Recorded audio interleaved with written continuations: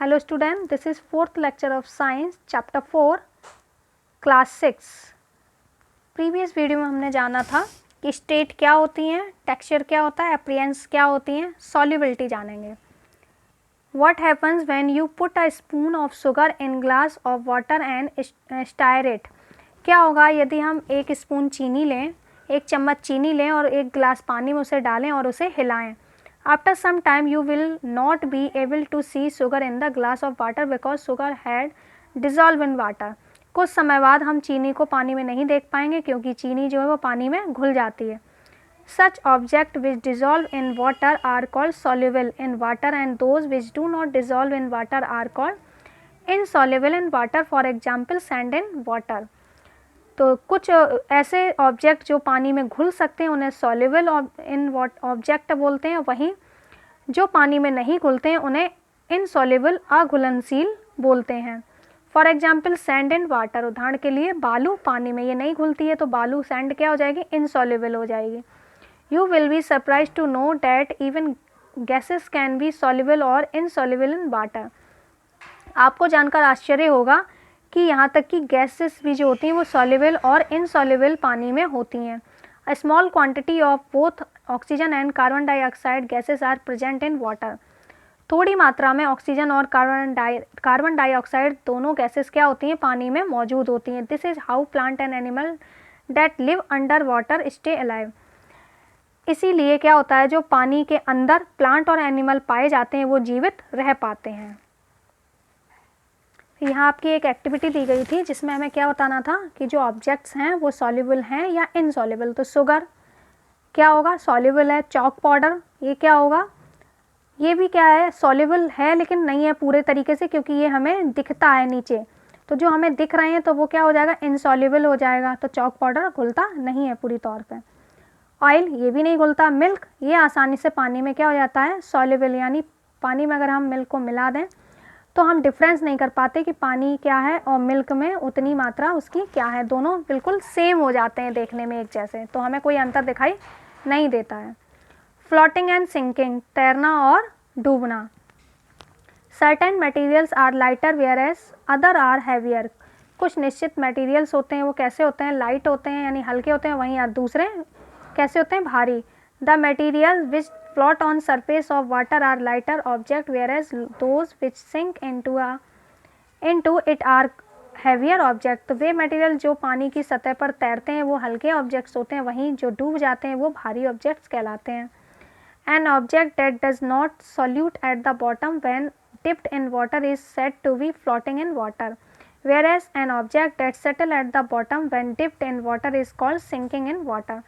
तो वे ऑब्जेक्ट जो पानी की तली पर जाके नहीं डूबते, नहीं बैठते, उन्हें हम क्या बोलते हैं, फ्लोटिंग ऑब्जेक्ट बोलते हैं. वहीं ऐसे ऑब्जेक्ट जो पानी की तली पर बॉटम पे पूरी तरीके से आ जाते हैं उन्हें हम क्या बोलते हैं, सिंकिंग ऑब्जेक्ट बोलते हैं. सिंकिंग इन वाटर, जैसे ये आपके दिख रहे हैं यहाँ पे, ये क्या है, डूब गए और जबकि ये फ्लोटिंग ऑब्जेक्ट हैं, तैर रहे हैं. तो ये जो डायग्राम्स हैं दोनों, ये हमें जो लॉन्ग आंसर का थर्ड है वहाँ हमें इसको आपको अपनी प्लेन साइड की जो नोटबुक है वहाँ इस डायग्राम को बनाना होगा लॉन्ग आंसर के थर्ड में डायग्राम. इसी के अकॉर्डिंग एक एक्टिविटी दी है जिसमें हमें क्या लिखना है कि कौन सी चीज़ फ्लोट तैर रही है और कौन सी चीज़ डूब रही है. तो रबर बैंड है, आयरन नेल है, वुडन प्लैंक है, स्टोन पीस है. तो रबर बैंड, लोहे की कील है, लकड़ी का एक क्या है, छोटा सा टुकड़ा है, या स्टोन का, पत्थर का टुकड़ा है. तो ये चीज़ें डूबती हैं, तैरती हैं. तो आप इसे करके देखेंगे, अपने घर पे डाल के देखेंगे इन चीज़ों को और फिर यहाँ पे लिखेंगे. Transparency. Have you ever tried to look through window glass और वुडन कपबोर्ड. क्या आपने कभी भी कांच के शीशे से या वुडन की कपबोर्ड से देखने की कोशिश की है. Are you able to see through both of them. क्या आप उन दोनों में से देखने के योग्य हैं, आप देख सकते हैं. Of course your answer is no.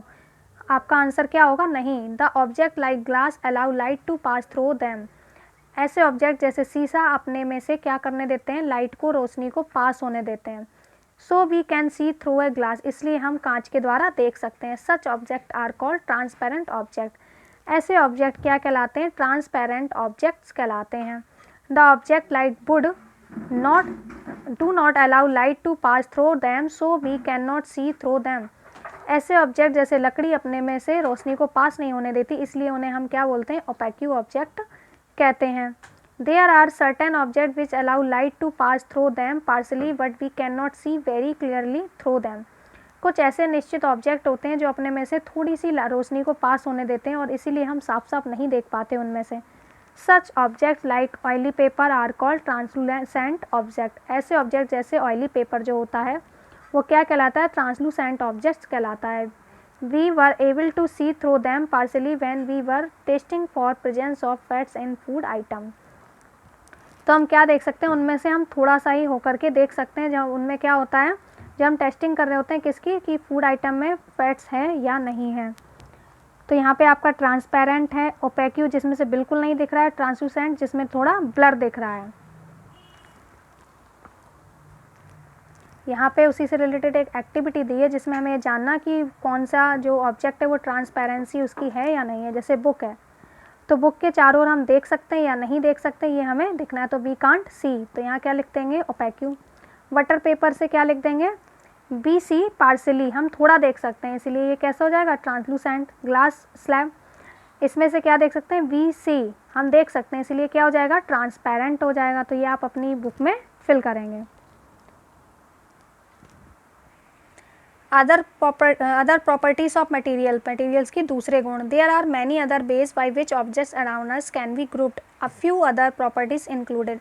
बहुत सारे ऐसे ऑब्जेक्ट हैं जिन्हें हम क्या कर सकते हैं, और भी दूसरे तरीके होते हैं जिन्हें हम ग्रुप कर सकते हैं ऑब्जेक्ट्स को, तो जिनमें थोड़े गुण पाए जाते हैं उनके आधार पर। Material that allow heat to pass through them, good conductor of heat, and those that do not allow heat to pass through them, bad conductor of heat और इंसुलेटर। तो किसके आधार पर, कि मटेरियल अपने में से हीट को पास होने दे रहे हैं, गर्मी को, या नहीं। तो जो पास होने देते हैं उन्हें हम गुड कंडक्टर ऑफ हीट बोलते हैं, और जो बिल्कुल पास नहीं होने देते उन्हें हम बैड कंडक्टर ऑफ हीट बोलते हैं। पास का मतलब, यदि हम क्या करें, एक आयरन या फिर हम एक क्या ले लें, स्पून ले लें और गैस पे से हम गरम करें और एक सिरे पर पकड़ कर रखें, तो कुछ समय बाद आप पकड़ने योग्य नहीं रहेंगे, वो इतनी गर्म हो जाएगी। तो क्या कर रही है, वो अपने में से क्या पास होने दे रही है, हीट को, तो वो कैसी हो जाएगी, गुड कंडक्टर ऑफ हीट। वहीं जो आपकी वुडन कोई लकड़ी की स्टिक है और हमने गैस के ऊपर थोड़ी ऊपर रखी हुई है ताकि वो आग ना पकड़े लेकिन हीट पकड़े, तो आप देखेंगे दूसरे सिरे पर वो गर्म नहीं होती, या फिर जो कुकर होते हैं उनका भी हैंडल गर्म नहीं होते हैं, तो वो क्या है, इंसुलेटर्स हैं।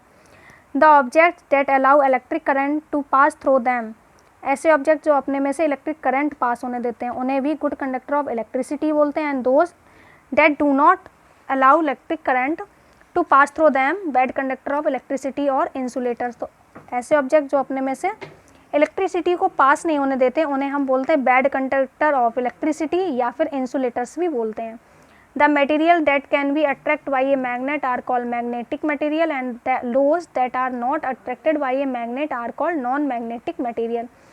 वे ऑब्जेक्ट जो मैग्नेट की ओर अट्रैक्ट होते हैं उन्हें हम क्या बोलते हैं, मैग्नेटिक मटेरियल, और जो क्या होते हैं, अट्रैक्ट नहीं होते उन्हें हम नॉन मैग्नेटिक मटेरियल बोलते हैं। जैसे आयरन मैग्नेटिक मटेरियल हो जाएगा और वुड नॉन मैग्नेटिक मटेरियल्स हो जाएगा।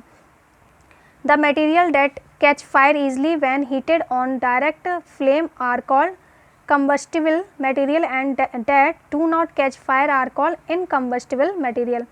वे मटेरियल जो आग जल्दी से आसानी से पकड़ लेते हैं गर्म करने पर, आग के ऊपर लाने पर, उन्हें कंबस्टिबल मटेरियल बोलते हैं, और जो आग नहीं पकड़ते उन्हें इनकम्बस्टिबल मटेरियल्स बोलते हैं। एडवांटेज ऑफ क्लासिफिकेशन, फ़ायदे क्या हैं, क्लासिफिकेशन और ऑब्जेक्ट इज़ नेसेसरी बिकॉज, ये ज़रूरी है क्योंकि it makes it convenient of look at object, किसी भी ऑब्जेक्ट को आसानी से ढूंढने में हेल्प करता है। It makes the study of a large number of different types of object easy, simple, systematic and convent, ये आसान करता है किसी बड़ी मात्रा में ऑब्जेक्ट्स को क्या करना, आसानी से समझना, सिस्टमैटिक तरीके से रखना और उसके साधन को समझ पाना। It gives a general idea about all the item in the group, और ये एक जनरल आइडिया देते हैं जितने भी ग्रुप में आइटम है। It makes it easily to जज डिफरेंस बिटवीन टू ग्रुप्स, और ये आसान होता है कि दो जो ग्रुप हैं उनमें हम डिफरेंस कर सकें। तो आपका चैप्टर फिनिश हो गया है, जो एक्टिविटी आप फिल करेंगे, बाकी एक्सरसाइज हम नेक्स्ट वीडियो में जानेंगे।